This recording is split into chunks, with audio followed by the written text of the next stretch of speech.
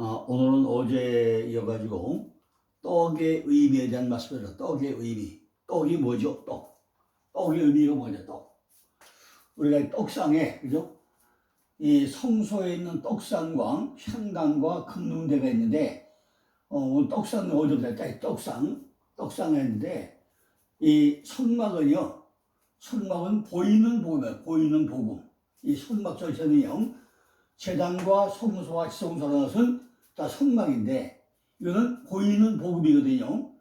아담은 오실자의 표상이고, 홍해 사건은 침례와 중생을 모형하는 것이고, 광야의 노뱀은 십자가 예수와의 모형이고, 떡과 잔은 예수와의 삶과 피를 의미하는 거고, 성막의 제물은 어린 양의 예수와의 모형이고, 이렇게 성막의 구조 하나하나가 예수와의 모형이다 하는데, 특히 떡과 잔은 바로 예수와의 삶과 피를 의미한다고 설명하고 있습니다. 그러면 우리가 이 떡과 잔이 예수와의 삶과 피를 의미하는데, 떡의 의미가 뭐야? 떡의 의미가 우리가 알아야 되잖아요.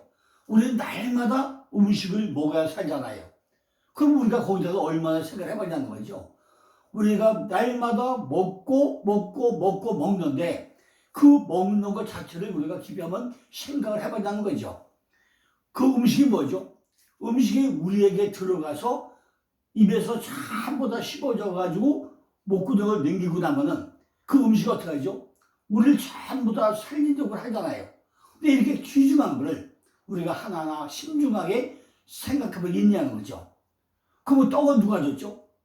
내가 농사져서 내가 먹나요? 이런 의미를, 떡의 의미가 뭐냐? 떡의 의미가 뭐냐? 바로 생명적 관계나 보편적 관계나 연합관계나 사회관계 뭐냐, 이것을 오늘은 떡의 관계가 뭐냐를 살펴보고, 바로 떡과 포도주가 왜 예수 그리스도 그 예표이지. 제일 먼저는 뭐죠? 창세기 14장 18절 보면은 아브라함이 멜기세덱에게 조카 롯이 잡혀가서 찾아온 물건을 통해서 11조를 데리고 가니까 멜기세덱이 먼저 아브라함에게 떡과 포도주를 주죠. 이 의미를 얼마나 깊게 생각해 봤습니까? 왜 멜기세덱이 아브라함에게 떡과 포도주를 주다고요? 그 떡이 뭐고 포도주가 뭐죠? 떡은 내 몸은 떡이요, 내 피 포도주 했잖아요. 그러면 멜기세덱이 아브라함에게 준 것이 떡인가요? 포도주인가요? 바로 예수 그리스도잖아요. 창세기 27장 28절 보니까 풍성한 곡식과 포도주예요. 그러니까 이게 뭐죠? 바로 떡과 포도는 예수 그리스도 아닙니까?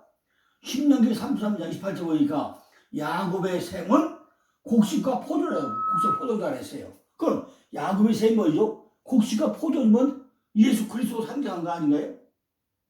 또 마태복음 26장 26절 18절에 성만찬 때 내 몸은 떡이요 내 피는 포도주다. 고린도전서 마찬가지죠. 또 이사야 3장 10절 뭐죠? 곡식과 포도주다.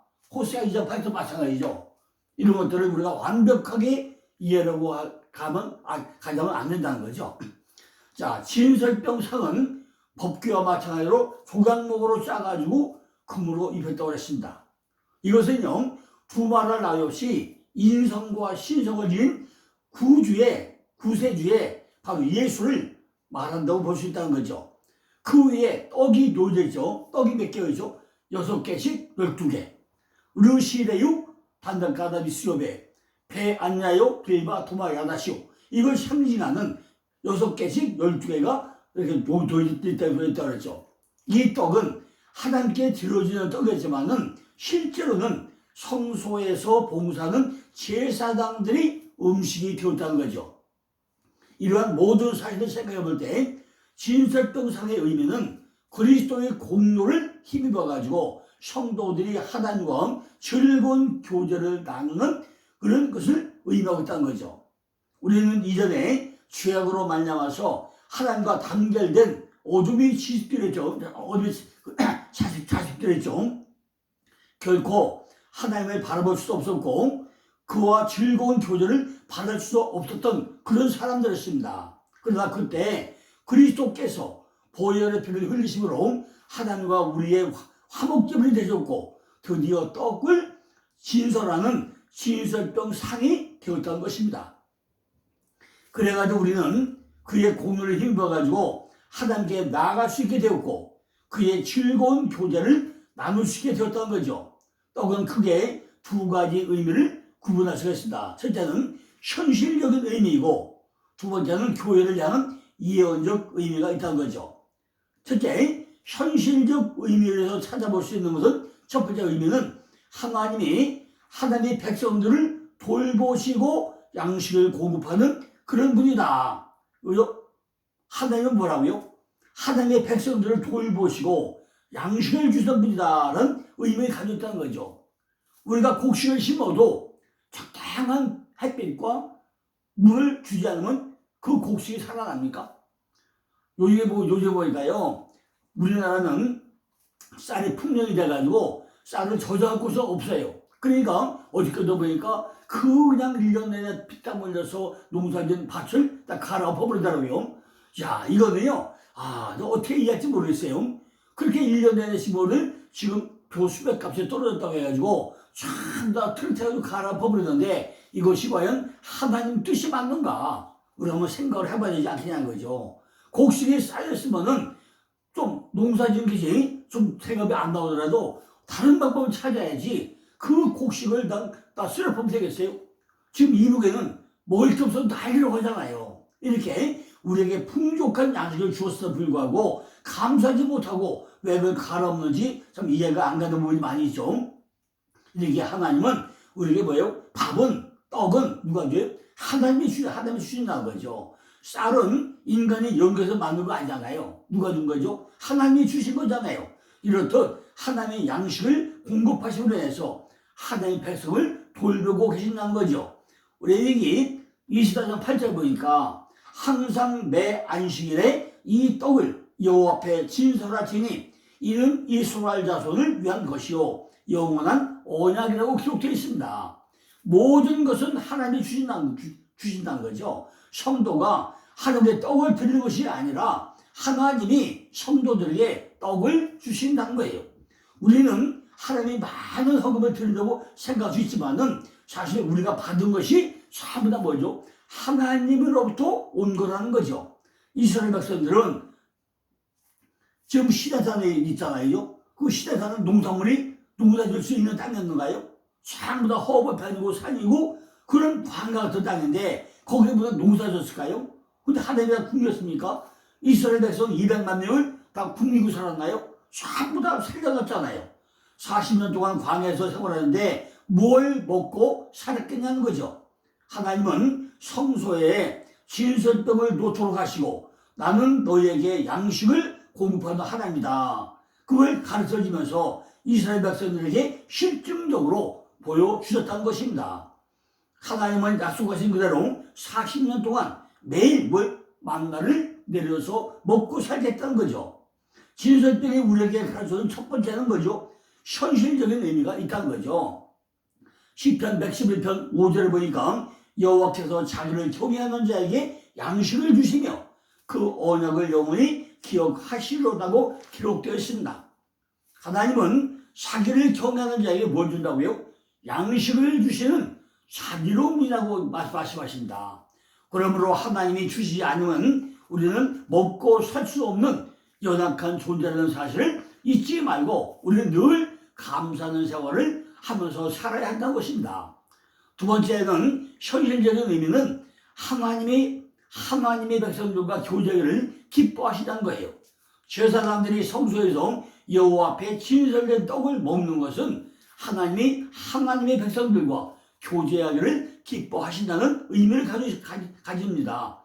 하나님은 자녀된 하나님의 백성들과 교제하기를 원하신다는 거죠.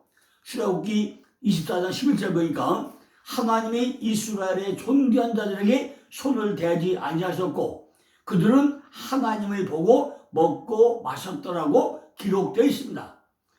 9절부터 보면 모세와 아론과 나답과 아비와 이스라엘 장로 70인이 그들은 하나님을 보고 먹고 마셨더라고 말씀하고 있고 이사가는 만큼 의미 심장한 표현을 하고 있습니다. 왜냐하면 디모데전서 6장 10절에 보니까 하나님은 아무 사람도 보지 못하였고 또 볼 수 없다고 말씀하고 있잖아요. 인간이 하나님께 가까이 가기 위하여 우리는 하나님께 가까이 갈 수 있는 자의 자격을 먼저 갖추어야 한다는 것입니다. 이러한 자격을 살펴보면 이것이 세상적인 것들과는 상반된 자격임을 우리가 알 수 있다는 거죠. 그것은요, 하나님께서 인간의 외모가 아닌 내적인 것을 보고 보시기 때문에 그러하다는 것입니다. 오늘 본문 말씀에 보니까 하나님께로 가까이 간 사람들은 모세와 아론과 나답과 아비후와 이스라엘 장로 70인으로 귀중한 존귀한 자들이었다고 설명되고 있습니다. 이들은 모두 하나님으로부터 선택받아 존귀케 된 자들임을 우리는 알 수가 있다는 것입니다. 모세는 이스라엘의 구출을 위해서 민족의 지도자로 선택을 받은 자이고, 아론은 모세를 도와서 제사장 직분을 수행하도록 했고, 나답과 아비후는 아론의 대를 잇도록 하며, 이스라엘 장로 70인은 모세를 도와서 이스라엘을 다스리도록 돕는 역할을 했다는 것입니다. 모두 하나님 앞에서 선택받은 자로서 이러한 선택은 특별히 하나님의 섭리를 이루는 과정에서 꼭 필요한 인물들에게 사명을 맡기되 보편적인 상황이 아니라 특수한 상황에서 이루어진 선택이었다는 것입니다. 첫째로 사람들이 하나님에 가까이 갈 수 있는 방법은 하나님의 말씀에 절대적으로 순종할 때만 가능하다는 것입니다. 이러한 사실은 지극히 당연하다는 거죠. 왜냐하면 주인의 명령에 순종하지 않는 종은 벌을 받거나 아니면 다른 곳으로 팔려갈 수밖에 없는 그 이치이기 때문이라는 거죠. 이처럼 하나님께로 나아간다는 것은 그분의 말씀에 순종하는 길 외에는 아무것도 없다는 것입니다. 두 번째는 사람들이 하나님에게 가까이 가기 위해서는 경건한 신앙의 마음과 그에 따른 경배가 있어야 한다는 거예요. 이들은 하나님을 만나기 전에 하나님께로 먼저 그들을 성결케 하신 사실에서 더욱 분명히 찾을 수 있다는 것입니다. 경건한 신앙의 마음과 그 행위는 항상 자기 자신을 성결케 할 줄 아는 신앙인이었다는 거죠. 하나님이 이스라엘 백성들을 신앙으로 부르셨는데 그들은 하나님을 보고 먹고 마셨더라고 기록되어 있습니다. 이것이 바로 하나님과의 교제라는 것입니다. 우리 성도들은 날마다 성부, 성자, 성령 하나님과 교제하며 살아야 한다는 것입니다. 진설병이 실질적인 의미는 하나님의 성도들에게 양식을 공급하시고 성도와 교제하기를 기뻐하시는 것입니다. 그리고 떡을 먹는 아론의 후손들은 제사장들인데 이들은 신약교의 모든 성도를 예표한다는 것을 예언하고 있다는 의미를 가집니다. 계시록 1장 6절 보니까 그 아버지 하나님을 위하여 우리를 나라와 제사장으로 삼으신 그에게 영광과 능력이 세대토록 있기를 원하노로 기록되어 있고, 베드로전서 2장 9절 보니까 오직 너희는 택하신 족속이요 왕같은 제사장들이요 거룩한 나라요 그의 소유된 백성이니 이는 너희를 어두운 데서 불러내어 그의 기이한 빛에 들어가게 하신 자의 아름다운 덕을 선전하게 하시라고 기록되어 있잖아요. 이렇게 하나님은 우리를 제사장으로 삼으셨다는 것입니다. 왜 그러죠?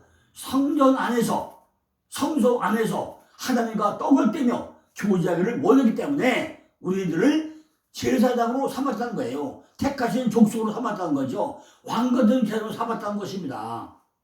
그죠? 이 떡은 말씀이죠. 그죠?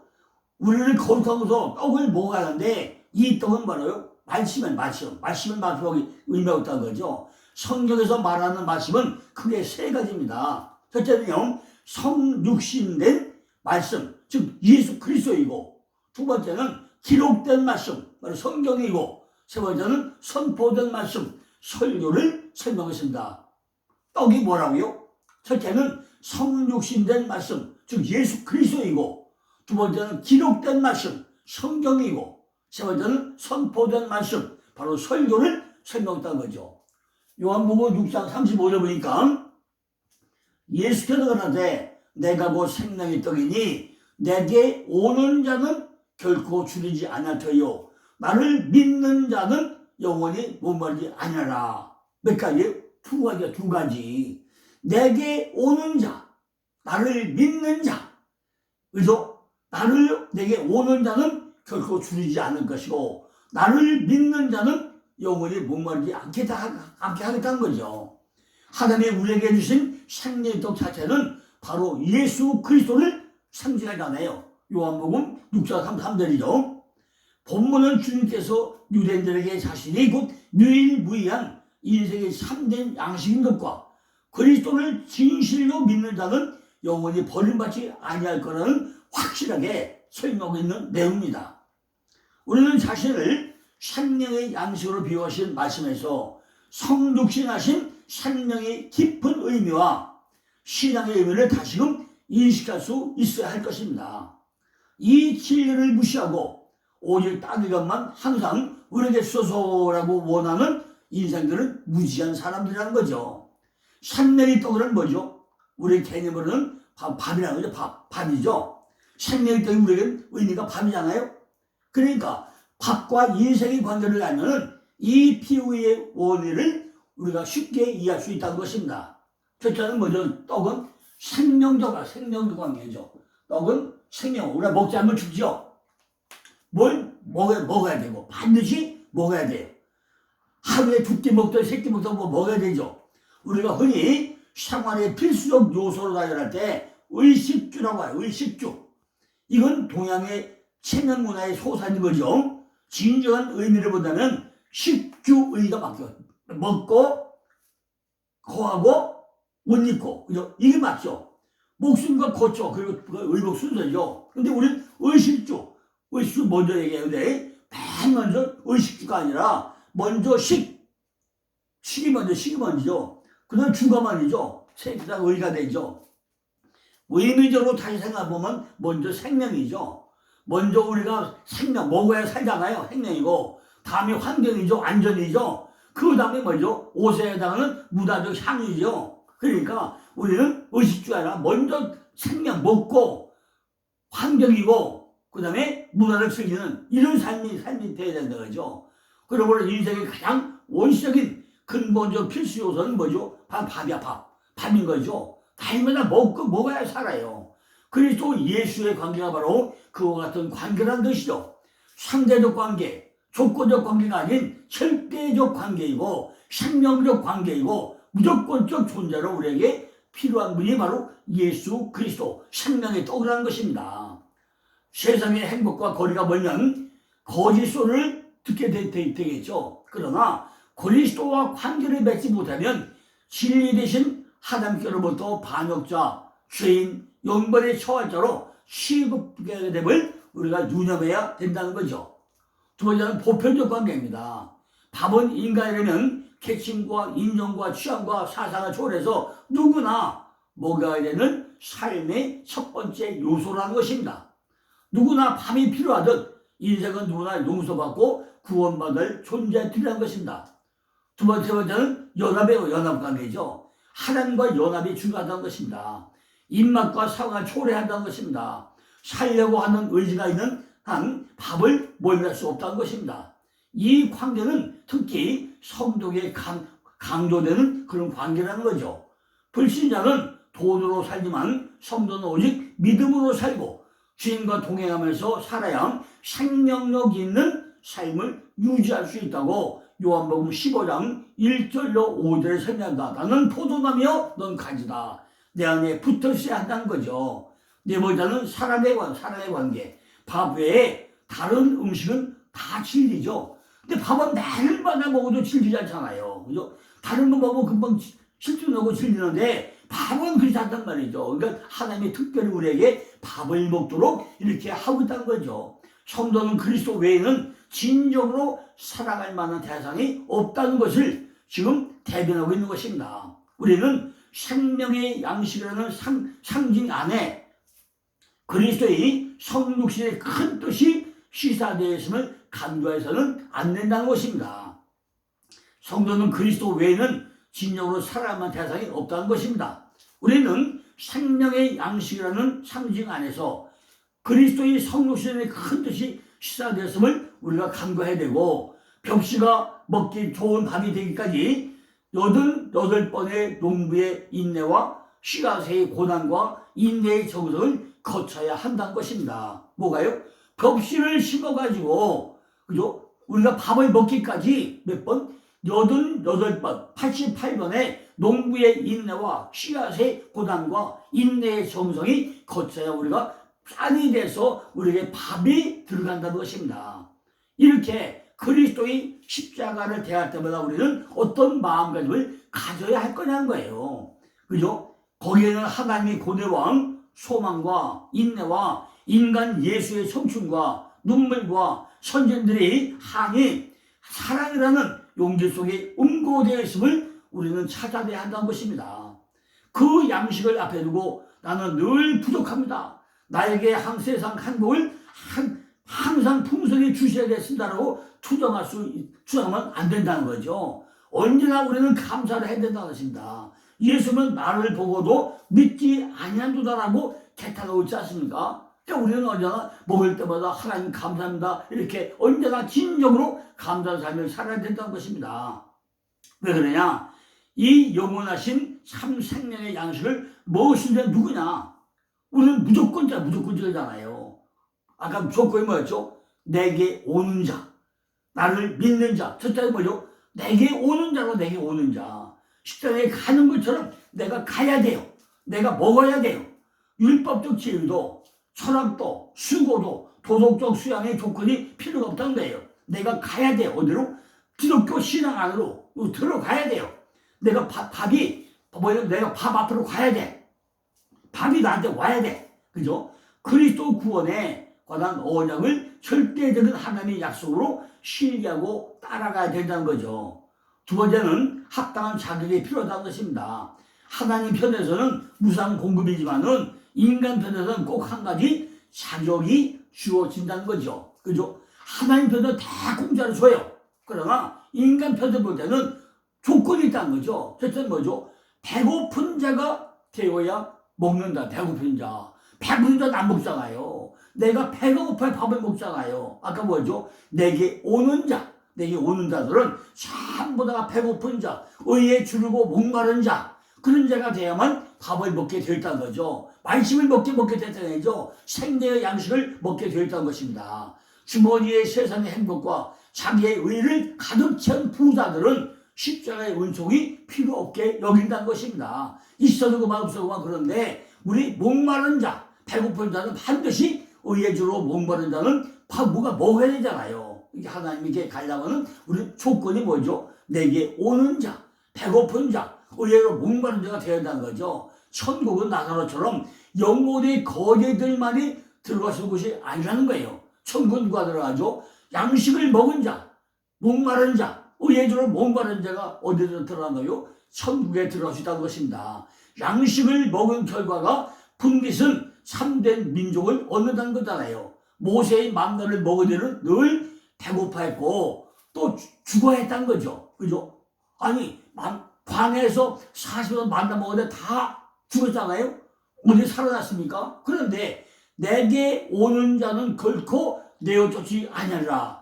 우리가 영생을 얻는 게 뭐죠? 영원히 사는 게 뭐죠? 하나님이 와서 말씀을 먹는 자는 영원히 산다고 했잖아요. 죽지 않는다고 했잖아요. 그죠? 죽어도 산다고 했잖아요. 이걸 우리가 잘 깨달아야 된다는 거죠. 왜냐면은 아버지께서 주셨기 때문에 거죠. 베드로가 왜 배반하고 내쫓겨버렸죠? 우리가 끝끝내 주님 품을 경배하고 떠나지 않는 한 구약의 판결에서 우리가 쫓겨난 일이 없다는 거죠. 우리는 감사해야 한다는 거죠. 우리의 신앙의 근거가 우리의 연약한 믿음에 있지 않고 하나님의 자비와 주권에 있음을 알 때 평안과 확신을 가질 수가 있다는 것입니다. 아니, 진시황이 영생을 얻으려고 얼마나 전 세계를 다니면서 약초를 구했습니까? 근데 살았어요? 죽었잖아요. 영생을 얻었습니까? 못 얻었잖아요. 이 영생은 오직 생명의 떡 대신 예수 그리스도를 먹어야 우리가 영생을 누릴 수 있잖아요. 예수 그리스도가 바로 누구예요? 생명의 떡이라는 걸 우리가 알아야 된다는 거죠. 그래서 예수 그리스도를 구주로 믿는 사람에게 하나님의 영원한 생명을 주신다는 거죠. 교회는 선한 일을 하도록 독려하고 사회 구조를 개선하는 단체가 아니라는 거죠. 교회의 부수적 일이 뭐예요? 생명의 떡을 먹이는 곳이잖아요. 우리가 교회 오면 뭐죠? 생명의 떡을 먹어야 돼요. 먹고도 또 먹어도 그냥 먹고 싶으면 이 떡을 먹어야 된다는 거죠. 기독교의 핵심은 예수 그리스도를 구주로 믿는 자에게 뭐예요? 영생을 준다고 했잖아요. 영생을 받지 못한 사람은 영벌이 주어진다고 했잖아요. 지옥에 떨어져가지고 영원히 천국에 받는다고 했잖아요. 우리들 가운데 단 한 사람도 예수 그리스도를 구주로 믿지 않는 분이 없기를 간절히 기도드립니다. 진시황에 살렸던 그 불교초, 불사의 묘약은 영생을 주시는 예수 그리스도에게 있으니까 예수님에게 우리가 생명의 떡을 받아 먹어야만이 우리는 영생을 찾는다는 거죠. 둘째는 뭐죠? 기록된 말씀. 그죠? 둘째는 기록된 말씀이다. 기록된 말씀. 그죠? 기록된 말씀이잖아요. 마태복음 4장 4절 보니까 예수께서 대답하여 그러되 기록되었으되 사람이 떡으로만 살 것이 아니요 하나님의 입으로 나오는 모든 말씀으로 살 것이나. 성경에 보니까요 모든 말씀이 42번 나와요. 42번 나와요. 42번이 뭐죠? 그 의미를 한번 생각해 보셨습니까? 람에서 떠나고 가나안까지 장관 몇 번이죠? 42번 치잖아요. 성막 물타를 몇 개죠? 42개잖아. 42개죠. 그러니까 이런 걸 잘 연구해 보시라고요. 성막을 일 때 남이 설명하겠지만은 성막의 합판이 몇 개예요? 42개. 42번이요. 42번이에요. 이게 성경의 말씀이 말씀으로 모든 말씀으로 42번 나와요. 이런 것들이 잘 한번 연구해 보시라고요. 예수께서 광야에서 받으신 첫 번째 시험은 의심할 것 없이 예수님께서 행하신 40일간의 금식과 관련이 있잖아요. 마귀는 오늘날도 예수님은 당시와 똑같이 우리를 유혹을 한다는 거죠. 광야에서 아무리 만나려도 불평과 불만이 있는 사람이 얼마나 많았어요. 그죠? 그러니까 우리는 하늘의 떡을 먹으면서도 이렇게 불평불만만 하면 안 된다는 거죠. 하지만 예수님의 사역은 절대 그렇지 않다는 것입니다. 예수님께서는 시험을 말씀을 이기심으로 우리로 하여금 육신적인 충족과 어울려서 말씀으로 말미암아 영원히 생명을 얻고 하나님 나라의 백성이 되게 반드시 만드신다는 거예요. 영적인 기갈에 시달리지 않냐고 기쁨이 충만하고 하나님의 영광을 위해서 살기를 원하신다는 거예요. 사람은 빵이나 떡을 먹고 살아야 한다는 거죠. 반드시 뭐죠? 우리는 생명의 양식을 먹어야 한다는 거죠. 실제로는 안식일마다 제사장의 떡 먹는 것은 규칙적인 예배 생활의 중요성을 강조하고 있는 것입니다. 하나님의 백성들은 반드시 일주일에 한 번이라도 예배에 참석해서 생명의 떡을 먹어야 한다는 거죠. 그죠? 성도들이 증거된 말씀은 설교를 들어야 한다는 거죠. 세상에 목사도 없고 설교하는 사람도 없고 성령을 가는 사람도 없다면 흑암의 사회가 될 거 아니겠습니까? 반드시 주님마다 가서 우리는 생명의 떡 설교를 들어야 한다는 거죠. 그죠? 그러니까 첫째는 아까 뭐라 했죠? 첫째는 생명의 떡이고, 그죠? 첫째는 성육신된 말씀 예수 그리스도고, 두 번째는 기록된 말씀 성경이고, 세 번째는 선포된 말씀 설교를 했잖아요. 이 세 가지가 우리에게 선물로 주어졌으니까 철저하게 지켜야 되는 것입니다. 우리가 진설병 상위에 항상 내 앞에 말씀을 둔 것은 우리가 먹고 살아야 된다는 거죠. 제사장은 떡을 매일매일 갈아놓고 묵은 떡은 먹고 또 갈아놓고 하면서 떡이 떡상에 떨어지지 않도록 하고 통풍을 잘 시켜서 신선한 떡을 유지하도록 제사장을 해야 되는 거죠. 떡상에 떡이 사라지고 떡이 부패한 것은 인간 사이가 부패하고 어두워지길 말하는 지름길이라는 거죠. 하늘에서 내려온 떡은 구약의 배경으로 하죠. 출애굽한 이스라엘 백성은 아무것도 먹을 것 없는 광야에서 하늘에서 내리는 만나를 먹었잖아요. 이렇게 오늘날 우리도 하늘에 내리는 떡, 말씀의 떡, 영혼의 떡, 생명의 떡, 이걸 먹고서 건강한 신앙생활인들이 다 내를 간절히 기원해 드리겠습니다. 내는 이제 성소 안의 등대, 일곱 등대에 대한 말씀을 이어서 또 드리겠습니다. 일곱 등대 메노라트의 말씀을 드리겠습니다. 감사합니다.